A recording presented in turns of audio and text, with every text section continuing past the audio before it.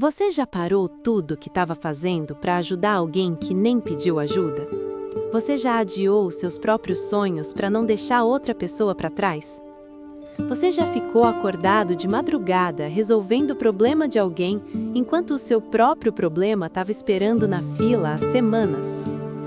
Se você é de peixes, a resposta para pelo menos uma dessas perguntas é sim, e provavelmente para todas as três.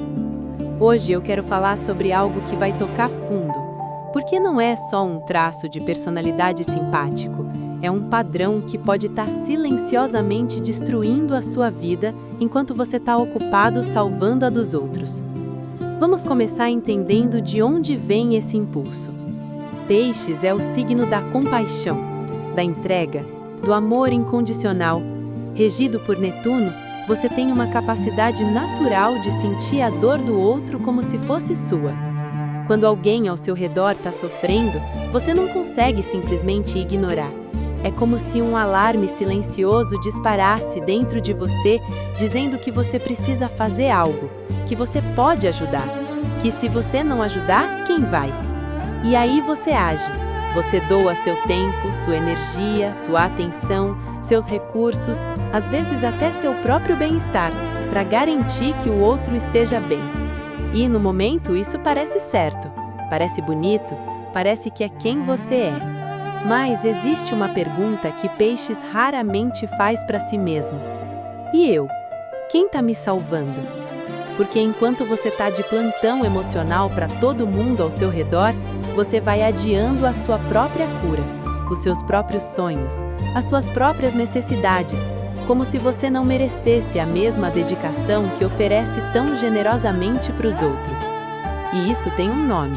Chama-se autossacrifício compulsivo, e é um dos padrões mais comuns e mais dolorosos de Peixes. Vamos entender como esse padrão se manifesta no dia a dia? Primeiro, o amigo em crise.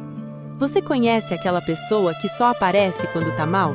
Que some nos seus momentos bons, mas está sempre presente nos seus momentos ruins?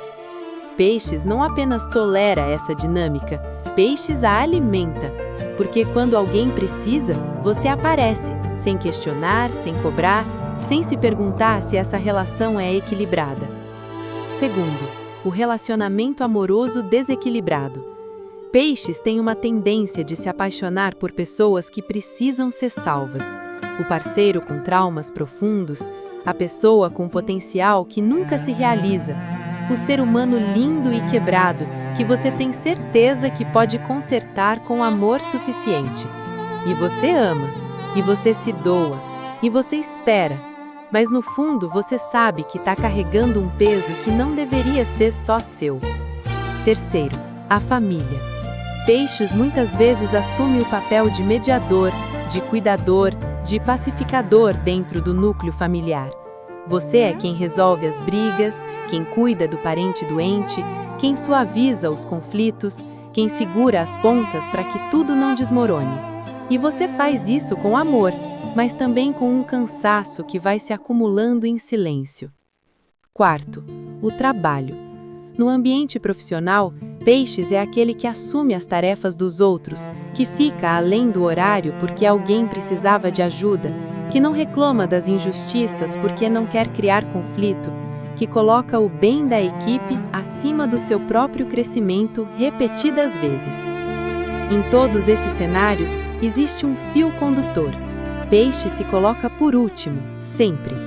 E o mais difícil de tudo isso é que muitas vezes Peixes nem percebe que está fazendo isso, porque ajudar parece natural, parece certo, parece quem você é. E de certa forma é, mas existe uma diferença enorme entre ajudar por amor e ajudar por medo. Medo de ser abandonado se não for útil, medo de não ser amado se não estiver disponível, medo de conflito se disser não, medo de ser egoísta se colocar as próprias necessidades em primeiro lugar. E aqui está a verdade que pode mudar tudo para você. Colocar você mesmo em primeiro lugar não é egoísmo, é sobrevivência, é saúde, é o único jeito de continuar tendo algo para oferecer ao mundo. Pensa numa vela. Enquanto ela está acesa, ela ilumina tudo ao redor. Mas se você nunca deixar ela descansar, nunca proteger a chama, nunca dar a ela o espaço para se renovar, ela apaga, e aí não tem mais luz para ninguém. Você é essa vela, peixes. E o mundo precisa da sua luz. Mas para isso você precisa parar de se queimar pelos outros. Agora vamos falar do momento em que esse padrão cobra a conta, porque ele sempre cobra. Pode vir como um esgotamento físico que não passa com descanso, como uma tristeza profunda sem motivo aparente, como raiva reprimida que explode do nada, como a sensação de que você dá muito e recebe pouco, como o questionamento silencioso de se alguém realmente te veria se você parasse de ser útil. Esse é o momento em que Peixes chega no limite, e geralmente é também o momento em que Peixes some, desaparece, porque quando não tem mais energia para dar, a solução instintiva é se retirar completamente. Mas existe um caminho diferente, um caminho que não exige que você se transforme em outra pessoa, que não exige que você pare de ser generoso ou compassivo, que só exige que você inclua você mesmo na lista de pessoas que merecem ser salvas. Como fazer isso na prática? Comece aprendendo a palavra não. Não como rejeição, não como abandono, mas como um ato de amor próprio. Cada vez que você diz não para algo que drena sua energia, você está dizendo sim para você mesmo. Depois, observe suas motivações antes de ajudar. Pergunte a si mesmo: estou ajudando porque eu quero ou porque tenho medo do que acontece se eu não ajudar? Essa pergunta simples pode revelar padrões que você nunca tinha visto antes. Em seguida, crie rituais de recarga que sejam inegociáveis. Tempo sozinho, silêncio, natureza, arte, o que quer que seja que recarregue sua energia, trate isso como uma obrigação, não como um luxo. E por último, pratique receber. Peixes é excelente em dar, mas péssimo em receber. Quando alguém oferece ajuda, apoio, cuidado, deixa entrar. Você merece ser cuidado tanto quanto cuida.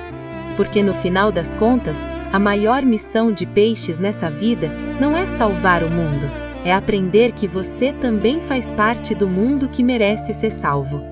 E quando você aprende isso, quando você começa a se tratar com a mesma compaixão que oferece tão naturalmente para os outros, algo extraordinário acontece.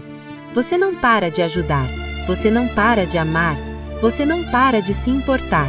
Você só começa a fazer tudo isso de um lugar muito mais inteiro, muito mais verdadeiro, muito mais sustentável.